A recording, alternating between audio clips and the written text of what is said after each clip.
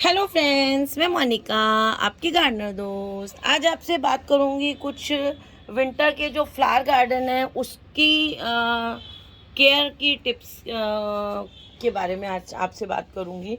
अपने एक्सपीरियंस से जो मैं सीखती हूँ, जो इन सालों में मैंने अपने एक्सपीरियंस से सीखा है उसकी बात करूंगी। देखिए, सबसे पहले मैं बात करती हूँ कि मैं हमेशा से इस तरह की थैलियाँ ला के लगाती रही हूँ और आप लोगों को शॉपिंग भी दिखाती हूँ उसकी और रिपोर्टिंग भी दिखाती हूँ। तो ये जो है थैलियाँ, ये भी अच्छी हैं लेने के लिए अगर आपको इंस्टेंट अपना गार्डन प्रिपेयर करना हो। और लेकिन इसमें बस एक चीज़ रहती है कि ये थोड़ी एक एक जो थैली है वो थोड़ी महंगी आएगी। और इसको मेरे को सबसे बड़ी प्रॉब्लम इसमें ये लगती है कि इनके साथ ये आती हैं बाहर से, तो इनके साथ जो मिट्टी आती है वो हमारे एरिया की मिट्टी से मैच नहीं करती है। तो वो फिर और इसका रूट बॉल अगर छोटे प्लांट्स हैं हम ज़्यादा डिस्टर्ब करते हैं तो फिर ये पौधे सूखने मुरझाने लग जाते हैं। तो मैं इनके रूट बॉल को कम डिस्टर्ब करती हूँ। तो उससे क्या होता है कि मेरे गमले में मैं 9 इंच के गमले में पौधे लगाती हूँ। तो अब जैसे इसका इतना बड़ा रूट बॉल है ना, इसको थोड़ा सा अगर मैं लूज़ भी करूँगी तो इतना बड़ा रूट बॉल रह जाएगा। तो इतना बड़ा रूट बॉल मैं एज सच गमले में रखूँगी तो वो जब ये पौधे स्पेंट हो जाएंगे फरवरी में या गर्मियों में भी, तो वो इतना बड़ा एक दूसरी मिट्टी का गोला सा रह जाता है मेरे गमले में। फिर जब मुझे नेक्स्ट ईयर प्लांट्स लगाने होते हैं तो मैं हर गमले में से वो इतना बड़ा रूट बॉल निकालती हूँ, गर्मियों में कर देती हूँ वैसे तो मेरा कितना काम बढ़ जाता है। तो इसलिए मेरे को लगता है कि हमें जो मैं इस बार कर रही हूँ ये फर्स्ट टाइम ही कह सकते हैं ट्राई कर रही हूँ, मैं ऐसे करती नहीं हूँ कि छोटी छोटी पौध अगर आपको मिल जाती है तो आप पौध से ही पौधे लगाएं तो वो अच्छा है। अब जैसे मैंने ये पौध लगा दी, एक तो इसमें एक फ़ायदा है कि एक ही गमले में ज़्यादा पौध लग गई, वो एक ही थैली आती है वो एक में लगाओगे आप। दूसरी चीज़ ये है कि इसके छोटे छोटे से इतने इतने से रूट्स आई इसके साथ बॉल, तो वो पौधा निकालेंगे तो निकल जाएगा साथ में। तो मेरे ये जो मिट्टी है गमले की डिस्टर्ब नहीं होगी, मुझे अगले साल नई मिट्टी नहीं डालनी पड़ेगी। ये सारी मिट्टी ओरिजिनल है, अगले साल इसमें सिर्फ खाद मिलाऊंगी और नया पौधा लगा दूंगी। तो ये एक अच्छा रहता है आपको अगर आप पौध से लगाते हैं। वैसे बीज से लगाना भी अच्छा है, लेकिन बीज में क्या होता है, एक तो अच्छी क्वालिटी के बीज मिलना मुश्किल होते हैं, फिर उनमें 100% स्प्राउटिंग नहीं होती, फिर वो बिल्कुल जो टेंडर सीडलिंग्स निकलते हैं उनकी केयर बहुत करनी पड़ती है। ज़रा सा भी, जैसे मेरे पास तो बहुत गमले हैं तो एक मेरा कई बार पानी वाटरिंग मिस हो जाता है, तो वो छोटी छोटी सीडलिंग्स को आप जो है अफोर्ड नहीं कर सकते कि आपने एक दिन उनको पानी नहीं दिया या उनको आपने डब्बे से पानी दिया, आपको उनको स्प्रे से पानी देना पड़ेगा, उनको छाया में रखना पड़ेगा। थोड़े से बड़े हो जाएंगे तो थोड़ी धूप में केयर थोड़ी सी ज़्यादा मांगते हैं, तो वो भी अच्छा है लगाना। लेकिन ये जो अच्छे वाले इम्पोर्टेड बीज आते हैं ये थोड़ा सा मुश्किल हो जाता है लगाने के लिए। हालांकि मैंने अभी ये कुछ बीज लगाए हैं, ये देखिए ये गेंदे के कुछ वेराइटीज़ हैं, ये स्प्राउट भी होने शुरू हुए हैं, 2-3 दिन हुए हैं अभी मुझे इनको लगाए हुए। ये भी देखिए थोड़े से ये भी ये स्प्राउट होने थोड़े से शुरू हुए हैं। गमले में ही लगा दिए थे मैंने, ताकि गमले की मिट्टी में क्या है थोड़ा मॉइस्चर रहता है। तो अलग से अगर हम लगाते हैं तो उस छोटे कंटेनर में अगर हमारा मॉइस्चर ख़त्म हो गया तो फिर जो है वो पौधे को दिक्कत होती है, सूख जाते हैं। हाँ, कुछ पौधे ऐसे हैं जिनके आप हार्डी होते हैं ना, जैसे गेंदा है, ये देखिए मैंने एलाइसम के बीज लगाए हुए हैं। तो गेंदा है, एलाइसम है, जिनके थोड़े मोटे सीड्स होते हैं, उनको आप या बहुत ज़्यादा क्वांटिटी में जो सीड आपके पास अवेलेबल हो वो वाले सीड्स आप लगा सकते हैं। तो सीड से भी उगा सकते हैं अगर आप सीड्स आपको जो है वो टाइम से आप लगा लें, है ना। तो बाकी पौध मिले तो वो बेस्ट रहता है, उसमें वेस्टेज ऑफ मनी नहीं है। आपने जितनी पौध ली उतने पौधे आपको तैयार मिलेंगे। और सीड भी इक्वली है, खूब सारी क्वांटिटी में। जैसे मैंने आपको अभी एलाइसम दिखाया, लास्ट ईयर के मेरे बहुत सारे एलाइसम थे, मैंने लगा दिए, कितने सारे एलाइसम तैयार हैं, सारे गार्डन में लग जाएंगे। तो गेंदा भी आप इसी तरह से उगा सकते हैं। वो जो गेंदे के पौधे पे एक कोई फ्लावर को अच्छी तरह सूखने दें और फिर उसको रख लें, नेक्स्ट सीज़न में उगा सकते हैं उसको आप। तो ये चीज़ जो है वो मैंने इस बार शुरू की है और मेरे को ये बेटर लग रहा है। और दूसरा क्या होता है, फ्रेश फ्लावर निकलते हैं तो वो उनमें फ्रेशनेस ज़्यादा होती है। देखिए अब ये पौध से निकला हुआ है, ये इनमें फ्रेशनेस ज़्यादा है और ज़्यादा टाइम तक चलेंगे धीरे धीरे जैसे पौधा बनता है। फिर दूसरी चीज़, जब आप ये पौधे से आप इसको लगाते हैं तो इनिशियली आपका पौधा बड़ा हो उसके लिए आपको हर हफ्ते उसको नाइट्रोजन रिच खाद देनी पड़ेगी।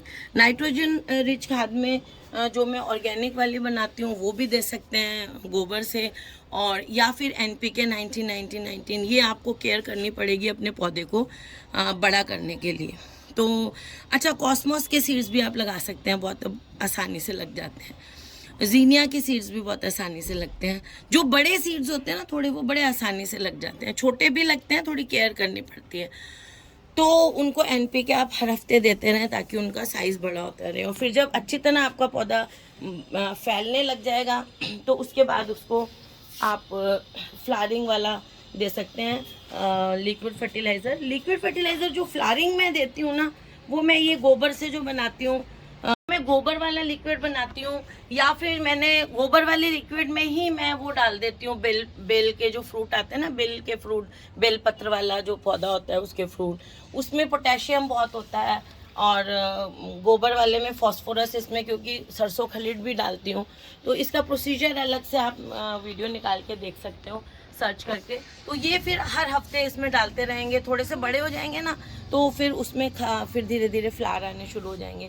ये जो गोबर वाला मैं कह रही हूँ लिक्विड, ये आप इनिशियली शुरुआत से डाल सकते हैं। ये पौधे की ओवरऑल ग्रोथ के लिए, फ्लावरिंग के लिए भी अच्छा है। और देखिए अभी ये छोटे छोटे में फ्लावर्स आने शुरू हो गए हैं, मुझे अच्छे लग रहे हैं अभी। नहीं तो मैं देखना चाह रही हूँ कौन कौन से कलर हैं। नहीं तो आप क्या करें, आप इनिशियली कोई बड या फ्लावर आता है तो आप उसको ऐसे पिंच भी कर सकते हैं, जैसे ये है, इसको थोड़ा सा पिंच कर देंगे तो पौधा जो है अपनी ग्रोथ में पहले टाइम लगाएगा और उसके बाद उसमें, अब मुझे शौक आता है तो एक एक फ्लावर रहने दे रही हूँ। अब आगे से मैं पिंचिंग करूँगी। पिंचिंग जो है वो दो तरह से कर सकते हैं। एक तो पिंचिंग ये है कि मैं ये फ्लावर जो है इनको इनिशियल जो बर्ड्स आती हैं शुरू में बिल्कुल छोटे पौधे में उसको हटा दो। जैसे ये वाली बर्ड है, इसको मैं हटा दूँ, है ना। इसको हटाऊंगी तो पौधा जो है फ्लावर बनाने में जो एनर्जी लगानी है वो फैलने में लगाएगा अपने को। एक बार फैल जाएगा तो फ्लावर लेना ज़्यादा अच्छा रहेगा। शुरू में वो फ्लावर बनाने लग जाएगा तो वो उसकी ग्रोथ पौधे की कम हो सकती है। तो ये एक तो आप इस चीज़ का ध्यान रखें। खाद जैसे मैंने कहा हर हफ्ते देनी है। और पौधे को जो पानी देना है आपने वो ज़रा सा, जैसे अब इस टाइम आपको दिख रही है मिट्टी थोड़ी सी सूखी हुई है, तो हल्की सी मिट्टी ड्राई हो जाए तो पानी देना है। बहुत ज़्यादा वाटर लॉगिंग नहीं करनी है पौधों में, ताकि उससे क्या होगा कि ये छोटे छोटे टेंडर प्लांट्स हैं, हर्बेशियस प्लांट्स हैं ये, तो इनमें ज़्यादा पानी आप देंगे तो आपका पौधा गल जाता है। ज़्यादातर कई लोग होते हैं उनकी पौध नहीं चलती है। मैं सोच रही हूँ इस पर अलग से एक वीडियो बना दूँ कि पौध लेके आते हैं, आ जाओ, तो उसका एक रीज़न ये होता है कि हम लाते खूब सारे उसको लगा देते हैं, पानी ज़्यादा देते हैं, तो उससे फिर हमारा पौधा जो है। और इनिशियली पौध लगाएं तो उसको थोड़ा सा 1-2 दिन थोड़ा छाया में रखें, बिल्कुल और धूप में नहीं रखें। 1 या 2 दिन के बाद धूप में रख सकते हैं इस पौध को, क्योंकि ये विंटर फ्लावर्स की पौध है। तो ये जो है ये आपको धूप में रखनी पड़ेगी तो ही इसकी ग्रोथ जल्दी होगी। और देखिए आपको एक चीज़ और दिखाती हूँ, ये नास्टरशियम के, देखिए इसके भी मैंने बीज लगाए थे। नास्टरशियम के बीज भी बड़े मोटे मोटे होते हैं, तो नास्टरशियम को भी आप सीड से लगा सकते हैं। तो मेन चीज़ ये है कि अगर आप न्यू गार्डनर्स हैं तो जो सीड्स थोड़े से बड़े साइज़ के होते हैं उनको आप जो है वो लगा लें तो वो आसानी से लग जाते हैं। और बेस्ट ये रहेगा कि सॉइल मिक्सचर ये सब के चक्कर में ना पड़ के, जो मैं सॉइल मिक्सचर हर गमले हर पौधे के लिए आप लोगों को एक कॉमन सॉइल मिक्सचर बताती हूँ, और वो मैं हर वीडियो में बताती हूँ कौन सा सॉइल मिक्सचर कैसे मैं बनाती हूँ। बस उसी सॉइल मिक्सचर में आपके सीड्स आसानी से लग जाएंगे अगर आप गमले के अंदर जो ऑलरेडी बड़ा गमला है उसमें आप लगाते हैं तो आपको नया सॉइल मिक्सचर बनाने की कोई ज़रूरत नहीं है। नए पौधे के साथ आप लगाते हैं तो थोड़ा सा मॉइस्चर रहता है, बिल्कुल अप्रोप्रिएट मॉइस्चर मिलता है उनको, क्योंकि उसमें मिट्टी ज़्यादा होती है ना, बड़ा होता है गमला तो बिल्कुल नहीं सूखती है उसकी मिट्टी, कभी भी पौधे की छाया रहती है, तो वो बेस्ट कंडीशंस रहती हैं। ज़्यादातर लगाएं तो उसी में लगाने की कोशिश करें प्लांट्स को। और पिंचिंग जैसे मैंने कहा छोटे हैं तो करते रहें, हर हफ्ते उनको लिक्विड फर्टिलाइज़र देते रहें। इनका जो सॉइल मिक्सचर बनाते हैं जो इन प्लांट्स का, विंटर फ्लावरिंग प्लांट्स का, उसमें खाद थोड़ी सी ज़्यादा डालते हैं। जैसे एक हिस्सा मिट्टी, एक हिस्सा बजरी, और बजरी मतलब रिवर सैंड, और 1.5 हिस्सा खाद डालते हैं इसमें, ताकि जो खाद है, एक तो इनको न्यूट्रिएंट का जो लाइफ साइकिल है वो बहुत छोटा होता है। इन्होंने 2-3 महीने में फूल देने हैं और फरवरी में इनका लाइफ साइकिल कंप्लीट हो जाएगा, तो बीज दे के ये पौधे जो हैं वो फिनिश हो जाएंगे। तो इसलिए इनको खाद ज़्यादा चाहिए होती है, इनको फूल ज़्यादा देने होते हैं, बनाने होते हैं, इसलिए इनको थोड़ा खाद 1.5 हिस्सा देते हैं। लेकिन फिर एक बार लगने के बाद आप इसको बार बार सूखी खाद नहीं देंगे, लिक्विड खाद देंगे। और अगर उसके बाद आपको जैसे 1 महीने बाद, अभी जैसे चल रहा है दिसंबर आने वाला है, तो जनवरी के शुरू में, जैसे अभी हमने ये लगाए हुए हैं, तो जनवरी के शुरू में या दिसंबर के एंड में एक बार हम इसको वो सूखी वाली वर्मी कंपोस्ट और दे सकते हैं। और उसको देने का तरीका क्या है, जैसे आपका पौधा है, जैसे ये पौधे हैं, इनके बीच में मैं ऐसे जगह बनाऊंगी, देखिए, और यहाँ पर 1-1, 1.5 चम्मच वो वाली खाद डाल दूंगी जो मुझे सूखी खाद डालनी है। फिर इसको ऐसे बंद कर दूंगी। अगर सिंगल पौधा है तो जैसे ये वाला सिंगल पौधा बताती हूँ, वैसे ना गुलदाउदी में खाद नहीं देते, जो एक बार लगाते वक्त दे देते हैं, उसके बाद गुलदाउदी में ड्राई वाली खाद नहीं देते हैं। तो ये जो मैं आपको बता रही हूँ गुलदाउदी के लिए नहीं बता रही हूँ, बाकी पौधों के लिए बता रही हूँ। जैसे ऐसा एक गमला है, उसमें सपोज आपका पिटूनिया लगा हुआ है, ये मैं बार बार फिर बोल रही हूँ, गुलदाउदी में खाद नहीं देते दोबारा, इसमें सिर्फ लिक्विड खाद देते हैं। एक बार कलियाँ आ जाएं उसके बाद इसमें सिर्फ लिक्विड खाद देते हैं। तो अगर यहाँ कोई दूसरा पौधा लगा हुआ है तो उसमें क्या करेंगे, हम दिसंबर एंड में ऐसे खड्डे करेंगे 3 जगह, ऐसे हाथ से ऐसे खड्डे करेंगे 3 जगह, ऐसे देखिए 3 जगह खड्डे करेंगे, और इनमें हम वर्मी कंपोस्ट जो है वो 1.5-1.5, 2-2 चम्मच डाल के और ऐसे बंद कर देंगे, ऐसे। और वो जो खाद है वो पानी जैसे जैसे देते रहेंगे इसकी जड़ों को मिलेगी। तो एक बार हमें मौसम में खाद और देनी है, दिसंबर एंड में या जनवरी के शुरू में। बार बार जो देनी है हर हफ्ते, वो लिक्विड खाद देनी है। और जैसे ये लिलीज़ की अगर मैं बात करूँ तो लिली के जो फ्लावर्स होते हैं, इनको जब तक ये खिलते नहीं हैं तब तक आप इनको रखें धूप में, अच्छी धूप में रखेंगे तो अच्छा खिलेंगे ये। और एक बार जब फ्लावर्स खिल जाते हैं तो फिर उसको आप छाया में शिफ्ट कर दें, जहाँ पर उसको बस सुबह की 1-आधा घंटे की धूप मिले, तो आपके फ्लावर्स ज़्यादा टाइम तक चलेंगे। तो कोई भी तरह की लिली लगाएं आप, एशियाटिक लगाएं। मैं 1-2 और लिलीज़ मैंने ख़रीदी हैं, फ्रीशिया के, अगर आप फ्रीशिया के बल्ब्स लगाते हैं तो फ्रीशिया को आप शुरू में थोड़ा सा धूप में रखें, हाफ डे सन में रखें शुरू में, और जब फ्लावर्स खिलने वाले हो जाएं तो फिर उसे छाया में शिफ्ट कर दें। फ्रीशिया छाया में अच्छा चलता है जब हम उसको छाया में लगा देते हैं।